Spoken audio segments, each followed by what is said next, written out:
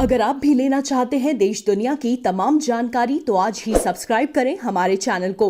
साथ ही नीचे दिए बेल आइकन को जरूर दबाएं ताकि हर अपडेट आप तक पहुंच सके।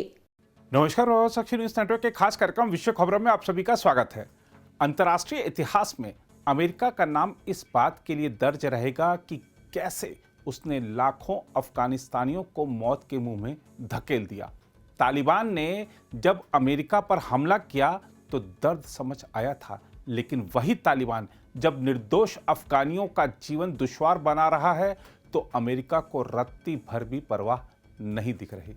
यह सही है कि अमेरिका पहले अपने हित की सोचे और उसे अफगानिस्तान से जाने से कोई रोक भी नहीं सकता, लेकिन खुद को दुनिया का बॉस समझने वाले अमेरिका को कुछ जिम्मेदारी भरा रवैया तो दिखाना ही चाहिए था।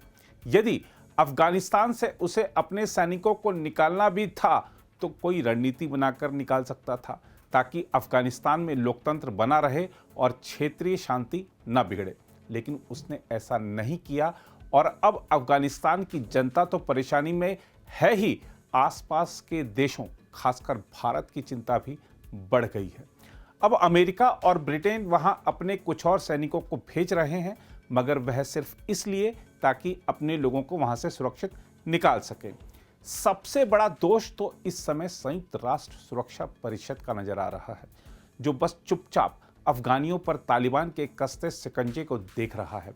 अगले महीने जब संयुक्त राष्ट्र सुरक्षा परिषद का वार्षिक सत्र होगा तो उसमें क्या उपलब्धियां बताई जाएंगी? यही कि संयुक्त राष्ट्र सब कुछ जानते हुए भी ना तो कोरोना वायरस फैलाने के लिए चीन का नाम ले पाया और ना ही अफगानिस्तान के हालात नियंत्रण रखने के लिए कुछ कर पाया। भंग कर देना चाहिए ऐसी नौटंकी व्यवस्था को जो सिर्फ बैठकों में बड़ी बड़ी बातें करने के लिए बनाई गई है। अफगानिस्तान के हालात पर चर्चा करें तो इस समय तालिबानी उग्रवादी बड़े बड़े हथियारों के साथ इलाकों पर कब्जा करते हुए आगे बढ़ रहे हैं।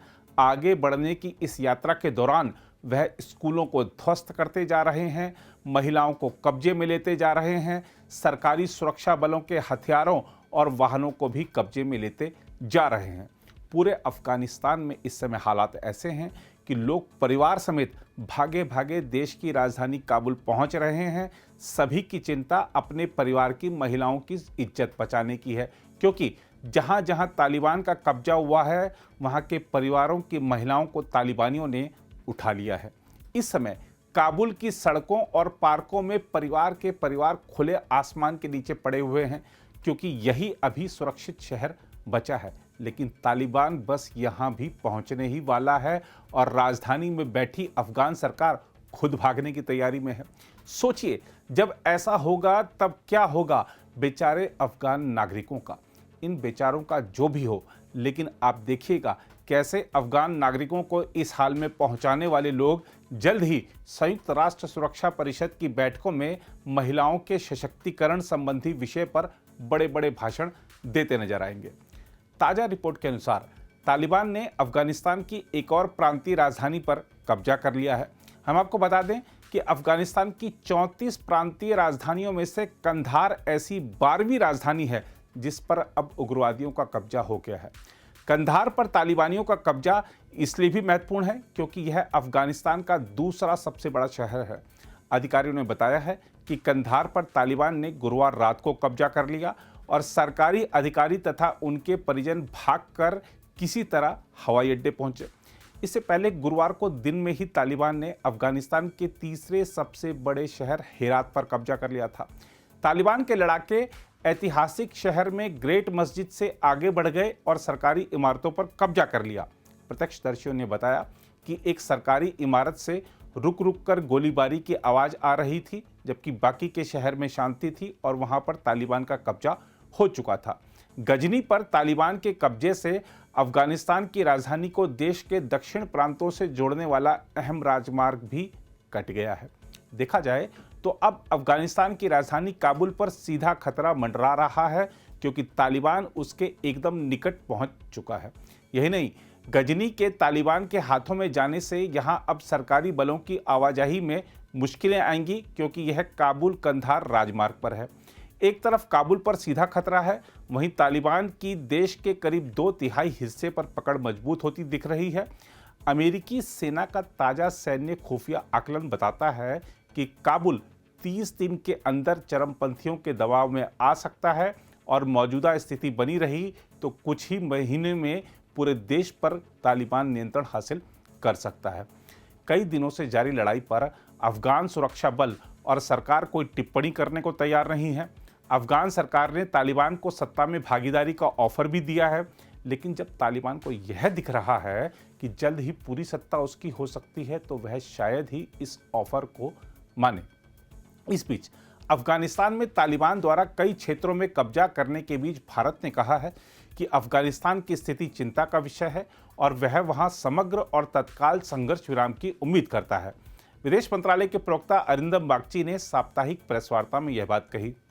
उन्होंने कहा, हम अफगानिस्तान में सभी पक्षकारों से संपर्क में हैं और इस युद्धग्रस्त देश में जमीनी स्थिति पर करीबी नजर रखे हुए हैं।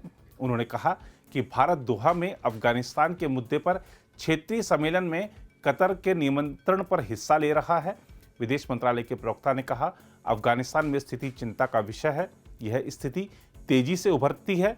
हम वहां पर समग्र और तत्काल संघर्ष विराम की उम्मीद करते हैं। उधर अमेरिकी सैन्य नेतृत्व ने जितना सोचा होगा उससे भी कहीं अधिक तेजी से अफगानिस्तान सरकार की सेना युद्धग्रस्त देश में तालिबान के सामने पस्त हो रही है, घुटने टेक रही है। लेकिन अब व्हाइट हाउस या पेंटागन या अमेरिकी जनता के बीच इसे रोकने का उत्साह कम ही नजर आ रहा है और अब शायद कुछ करने के लिए बहुत देर भी हो चुकी है। अमेरिका के राष्ट्रपति जो बाइडेन द्वारा अफगानिस्तान से अपने सैनिकों की पूर्ण वापसी की घोषणा किए जाने के बाद से युद्धग्रस्त देश में हर रोज हालात बेहद तेजी से खराब होते जा रहे हैं। बाइडेन ने स्पष्ट कर दिया है कि निर्णय को पलटने का उनका कोई इरादा नहीं है। पेंटागन के मुख्य प्रवक्ता जॉन किर्बी ने कहा है कि अफगानिस्तान के पास अब भी खुद को अंतिम हार से बचाने का समय है। बाइडेन ने भी पत्रकारों से कहा कि अमेरिकी सैनिकों ने पिछले 20 वर्षों में अफगानिस्तान की सहायता के लिए वह सब कुछ किया है जो वे कर सकते थे। उन्होंने कहा, अब अफगान लोगों को अपने लिए, अपने देश के लिए लड़ना होगा। दूसरी ओर पाकिस्तान के प्रधानमंत्री इमरान खान ने अमेरिका पर कटाक्ष करते हुए कहा है कि वह पाकिस्तान को केवल उस गड़बड़ी से निपटने के लिए उपयोगी समझता है जो उसने 20 साल की लड़ाई के बाद अफगानिस्तान में पीछे छोड़ी है, और जब बात रणनीतिक साझेदारी बनाने की आती है तो वह भारत को प्राथमिकता देता है। दरअसल पाकिस्तान इस बात से नाराज है कि अमेरिकी राष्ट्रपति बाइडेन ने जनवरी में राष्ट्रपति पद का कार्यभार संभालने के बाद से पाकिस्तान के प्रधानमंत्री इमरान खान से अब तक बातचीत नहीं की है। पाकिस्तान के राष्ट्रीय सुरक्षा सलाहकार मोईद यूसुफ ने हाल में इस बात पर निराशा व्यक्त की थी कि अफगानिस्तान जैसे कुछ महत्वपूर्ण मुद्दों पर इस्लामाबाद को महत्वपूर्ण देश मानने के बावजूद प्रधानमंत्री इमरान खान से संपर्क करने को लेकर राष्ट्रपति बाइडेन अनिच्छुक है। मोईद यूसुफ ने कहा था, अगर अमेरिकी नेता देश के नेतृत्व की अनदेखी करते रहे तो इस्लामाबाद के पास अन्य विकल्प हैं। ये अन्य विकल्प क्या हैं, ये हम सब जानते हैं। प्रधानमंत्री इमरान खान ने विदेशी पत्रकारों से कहा कि अफगानिस्तान की समस्या का राजनीतिक समाधान निकालना मुश्किल है क्योंकि तालिबान काबुल सरकार से तब तक बात नहीं करना चाहता जब तक राष्ट्रपति अशरफ गनी के हाथ में नेतृत्व है। उन्होंने कहा कि तालिबान के नेताओं ने उन्हें एक यात्रा के दौरान कहा था कि अशरफ गनी सरकार एक कठपुतली है। इमरान खान ने तालिबान नेताओं के हवाले से कहा, स्थिति यह है कि जब तक अशरफ गनी वहां पर हैं, हम यानी तालिबान अफगान सरकार से बात नहीं करेंगे। दूसरी ओर ऐसे में जब तालिबान ने अफगानिस्तान के क्षेत्रों पर तेजी से नियंत्रण हासिल कर लिया है, कई अफगान नागरिक विद्रोहियों की सफलता के लिए पाकिस्तान को दोषी ठहराते हैं और कई तरीकों से पाकिस्तानी क्षेत्र के उपयोग की ओर इशारा भी करते हैं। इस्लामाबाद पर इसके लिए दबाव बढ़ रहा है कि वह तालिबान को वार्ता की मेज पर लाए। पाकिस्तान ही शुरू में तालिबान को बातचीत की मेज पर लाया था। विश्लेषकों का कहना है कि पाकिस्तान के लाभ को अक्सर बढ़ा चढ़ाकर पेश किया जाता है। हालांकि पाकिस्तान तालिबान के नेतृत्व को अपने क्षेत्र में प्रवेश की अनुमति देता है और उसके घायल लड़ाकों का इलाज पाकिस्तानी अस्पतालों में ही होता है। तालिबान लड़ाकों के बच्चे पाकिस्तान में स्कूल में पढ़ते हैं और उनमें से कुछ के पास वहां संपत्ति भी है। बहरहाल अफगानिस्तान पर तालिबान के हो चुके 2/3 कब्जे के बीच दुनिया को चाहिए कि वह अफगानियों को बचाने के लिए एकजुट हो। मानव अधिकारों पर बड़े बड़े सम्मेलनों में बोलने भर से कुछ नहीं होगा। मानवता को बचाने के लिए और लोगों के अधिकारों को सुरक्षित करने के लिए हम सभी को जिम्मेदारी निभानी पड़ेगी।